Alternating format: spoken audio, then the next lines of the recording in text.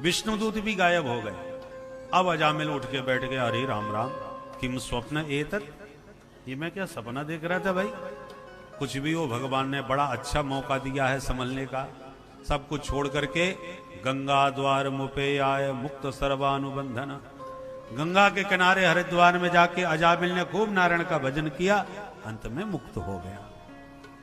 यमदूतों ने यमराज के सामने ले जाके काल दंड फेंक दिए, महाराज हमारी तो नौकरी हो गई पूरी, अब हमें नहीं करेंगे। क्यों, क्या हो गया भाई?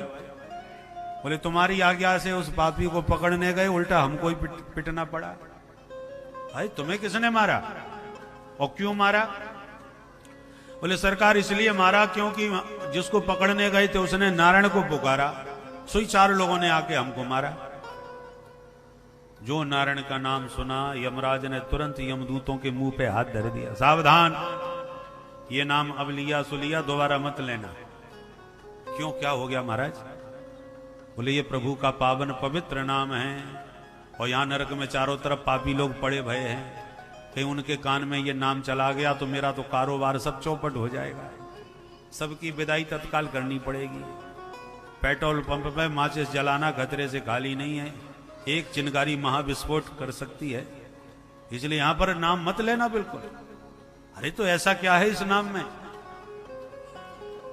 यमराज बोले मैं क्या बताऊं, ये तो भगवान ही भी नहीं बता सकते, हम 12 लोग हैं जो थोड़ा बहुत जानते हैं। स्वयं नारद शंभु कुमार कपिलो मनु प्रहलादो जनको भीष्मो बलिर्वैयासकिर्वयम् द्वादशैते बिजानीमो धर्मान भागवतम भटा। 12 नाम गिनाए, इन्हीं को परम द्वादश महाभागवत कहा जाता है। यमदूतों ने कहा हमें झगड़े में नहीं पड़ना, हमें तो सीधी सी एक बात बता दो, आज के बाद किसको पकड़ने जाया करें? यमराज बोले अच्छा नोट करो, जिह्वा न भक्ति भगवत गुण नामधेयम्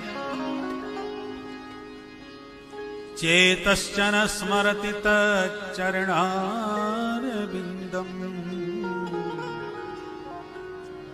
कृष्णाय नो नमत यच्छ्रये कदापि आनानयध्वमसतो कृतवेष्णुकृत्या। जिनकी जिह्वा से प्रभु का पवित्र नाम न निकले उन्हें पकड़ के लाओ मेरे पास। जिनका चित्त हरि के चरण कमलों का चिंतन न करे उन्हें पकड़ के लाओ।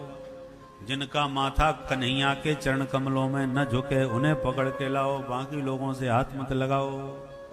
सुखदेव जी कहते हैं ये बड़ा गोपनीय इतिहास है परीक्षित, जो मुझे कुम्भज ऋषि ने मलय पर्वत के शिखर पर बैठ के ठाकुर जी की सेवा करते करते सुनाया था, जो प्रसंगानुसार आज मैंने तुम्हें सुना दिया। अब इससे ज्यादा नाम की महिमा और प्रामाणिकता क्या हो सकती है? इसलिए आइए एक बार मस्ती से ताली बजा के प्रभु के नाम की नौका में आरूढ़ होकर के चले। इस प्रकार से दिव्य प्रभु के नाम की महिमा का गान किया। उसके बाद वृत्तासुर का वृत्तांत विस्तार से समझाया कि जब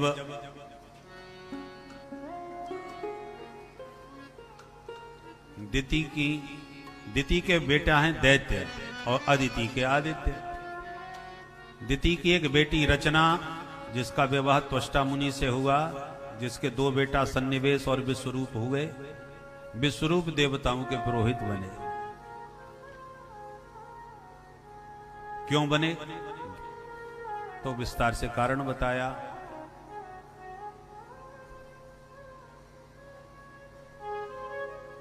कि विश्वरूप ने, ये बड़ा ब्रह्मज्ञानी था, 3 सिर थे, परंतु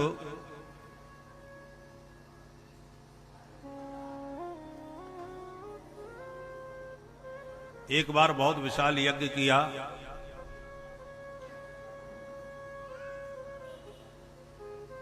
दैत्यों को सबसे ज्यादा देवता और असुरों का यह संहार, युद्ध हमेशा चलता ही रहता है।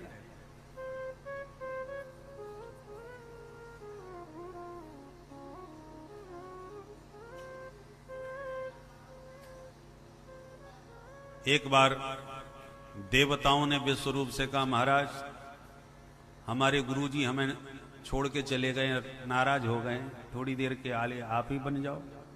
विश्वरूप ने कहा ठीक है। पहले तो मना किया, बाद में मान स्वीकार कर लिया।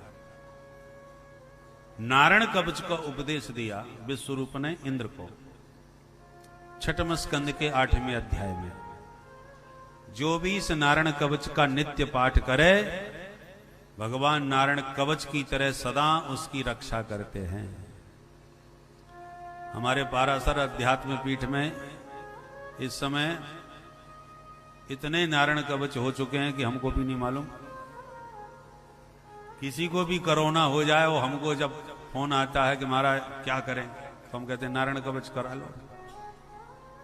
और उसके नाम से संकल्प लेकर के बस 1100 पाठ नारायण कवच के ब्राह्मणों के द्वारा 25 ब्राह्मणों से करा देते हैं। और नारायण कवच का संकल्प लेते उसको फायदा होना चालू हो गया। और ऐसे सैकड़ों उदाहरण हैं, एक भी ऐसा नहीं हुआ जिसके संकल्प का पाठ हुआ हो वो ठीक ना हुआ हो। इसलिए हमारा आत्मविश्वास और सुदृढ़ हो गया कि इस कोरोना काल में कितने लोग राम जी को प्यारे हो रहे हैं। और नारायण कवच की कृपा से जिनको भी हुआ उन सबको लाभ हुआ है। इसलिए जिनको संस्कृत का थोड़ा भी ज्ञान हो वो और कभी करें ना करें, पर इस काल में जरूर नारायण कवच का पाठ किया करें अपने घर में। भगवान नारायण कवच बन के सदा तुम्हारी रक्षा करेंगे। और आपको पढ़ना ही ना, देखो हिंदी में पाठ करने से कोई फायदा नहीं होगा। जैसा भागवत में लिखा है, आपके घर में भागवत हो तो छठम स्कंद के 8वें अध्याय का पाठ करो। नारायण कवच की अलग से पुस्तक भी आती है, गीता प्रेस से प्रकाशित है, छोटा सा 5-10 रुपए का, 5-10 रुपए की पुस्तक होगी, ज्यादा कीमती नहीं है। और आपको बिल्कुल ही पढ़ने का ज्ञान ना हो तो किसी अपने कुल पुरोहित से, अपने यहां जो ब्राह्मण आते हो उनसे पाठ कराओ।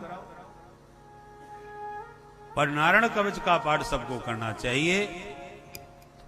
ये पूरी दृढ़ता के साथ हम कह रहे हैं कि नारायण कवच का पाठ करोगे तो भगवान निश्चित रूप से आपकी सब प्रकार से रक्षा करेंगे। आपके ऊपर किसी का जादू टोना, ये भूत प्रेत की जो बाधाएं लोगों को होती हैं, कुछ नहीं होगा। और नियम से व्रत पूर्वक आप इस कवच का पाठ करें। विश्वरूप ने दिया है इंद्र को। बोलो राधे राधे।